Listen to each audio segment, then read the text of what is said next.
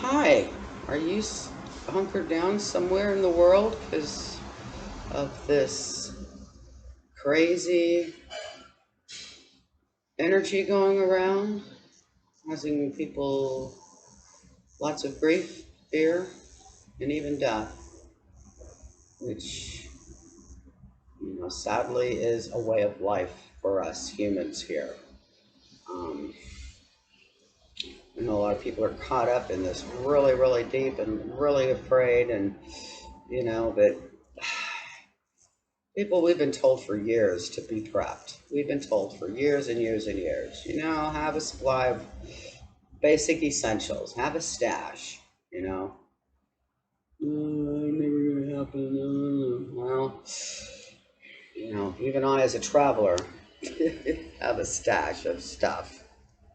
It's um, right now it's minimal, but actually I'm staying in a hotel with a attached restaurant, so I'm actually very good. And if they do lock us down, I'm in a good space here. So I got stranded in Mexico as I'm currently residing in Guatemala, and they locked the doors, so to speak, the day before I was set to fly in.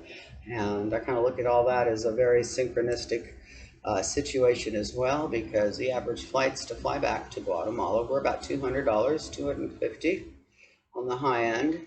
And I got a notification for a $97 ticket. It was 6 hour total flight time, which means a short layover in Mexico City. I took it. Yeah, so it put me here a few extra days than I was anticipating, but nothing, nothing I wasn't prepared to deal with or whatever. Anyway, couldn't leave. I'm here now, and counting my blessings every day, because I hear people are really having a rough time with this, and rightly so.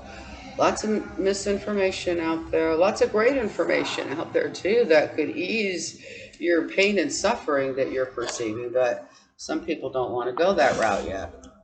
That's okay. It's okay. I remember being accustomed to being in a fearful place because that's what we were programmed to do. But I also saw, you know, a lot of really awesome people like stepping up to the plate and sharing lots of, lovely videos, like, sitting there playing songs. I did see one or a few from Italy where people were singing across their verandas or their balconies, which I thought was really cool. Yeah, I see lots of posts right now of, the pollution is clearing up over China, and, the lake where I'm at, they're showing pictures of it, being really clear because they've cut down the amount of boats and things that are going, and amount of tourists. And I think they've asked people or told people not to swim. Um, Again, a lot of things don't make any sense, and I know people work really well within their little confined boxes. That doesn't work for me, hasn't really ever worked for me. Every time I tried to fit into that system, I got signs that said, no, this isn't for you. So here I am, stranded in Mexico on this beach, um, very safe, and you know, I have everything I need.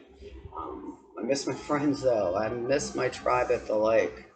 It's that's kind of a hard thing, But again, there's we have technology, and we're talking and video messaging and texting, so there is a sense of community there. So the other thing too I want to talk about real quick is they're calling this social distancing when in fact it's a physical distancing that they want, because you're going to see this on social media.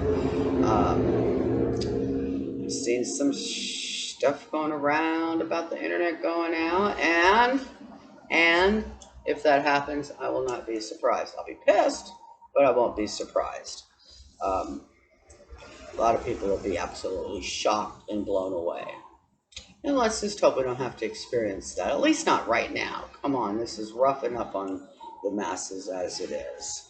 Um, I'm one that holds to that, yes, there is a virus.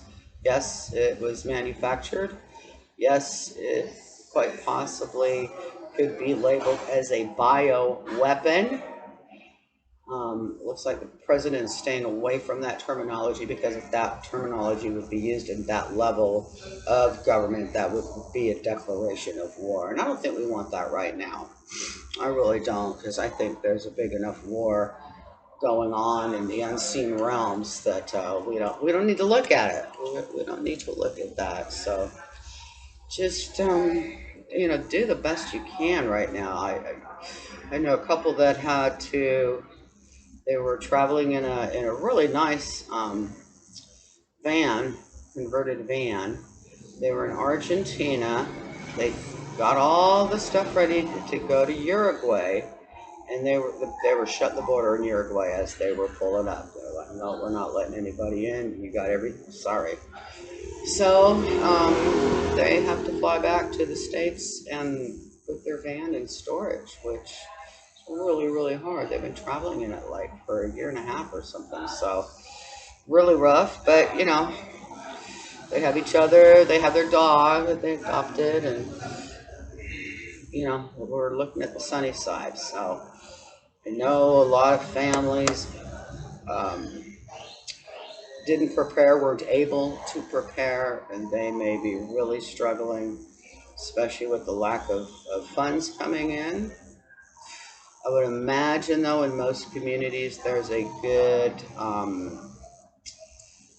source for necessities, food, baby formula, diapers, the likes of that. So I hope that's true. I hope that is true. I pray for that. I meditate for that to be a reality for those that require it.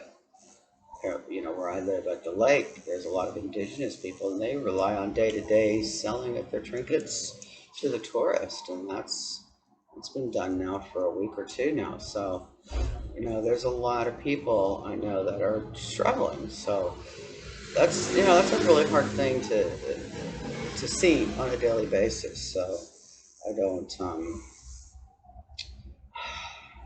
except for keeping a high vibrational heart in a loving and compassionate space as much as possible.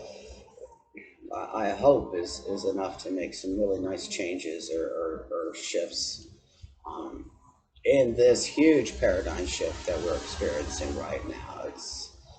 It's jolting a lot of people. It's jolting a lot of people. So again, I'm super grateful for landing up where I landed up for this event.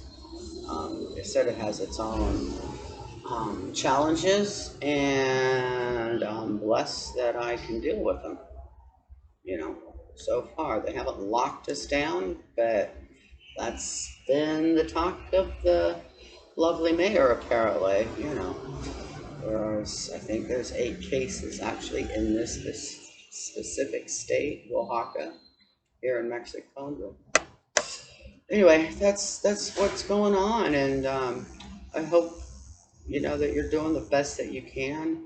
Reach out to your friends, reach out to community, um, and reach out to your neighbors too, especially your elderly neighbors that maybe are not as mobile or tech savvy or whatever. Remember, there's people out there that don't have internet or don't use that stuff. So I'm guessing TV is still blaring loud and clear for those that still like to watch that stuff. So I best of everything to everybody during these challenging times. Mostly love, lots and lots of love.